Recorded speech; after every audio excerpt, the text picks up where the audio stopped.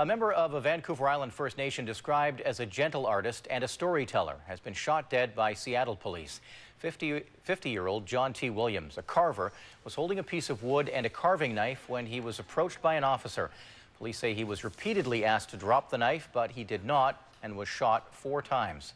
Williams' family and friends are asking why and say he may not have been able to hear the warning because he was partially deaf. A News reporter Andrew Johnson has been following the story. He joins us live with more. Andrew? Eric, police in Seattle are facing a lot of criticism over this shooting. Some people in the community say John Williams died for no reason. This is where John T. Williams spent the last few moments of his life. It was rush hour on Monday when a Seattle police officer noticed Williams was holding a knife and a slab of wood. The officer, finding that peculiar, got out of his vehicle, made contact with this person.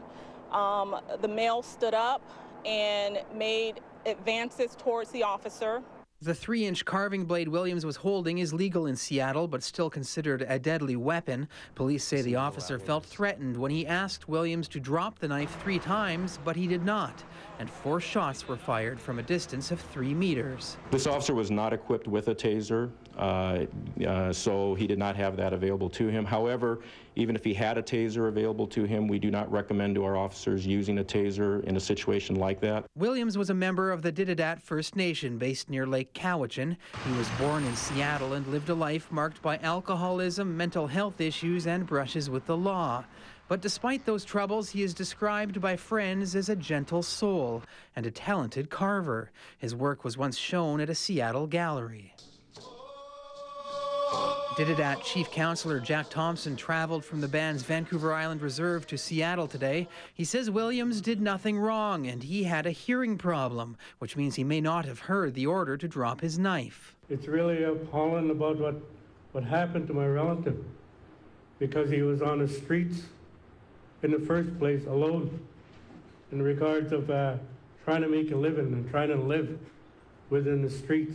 Others at the rally are calling for an inquest into the shooting, suggesting it was unjustified. We are angry and outraged that his life was interrupted for seemingly no reason and so callously disregarded. We are worried about our most vulnerable community members who suffer regular harassment and abuse on the streets of Seattle. The officer who fired the shots is on administrative leave while the incident is under investigation. A candlelight vigil to remember the life of John Williams was held in Seattle last night, and now only his carvings remain to offer a peek into a talented but troubled life that ended with carving knife and signature piece of wood in hand.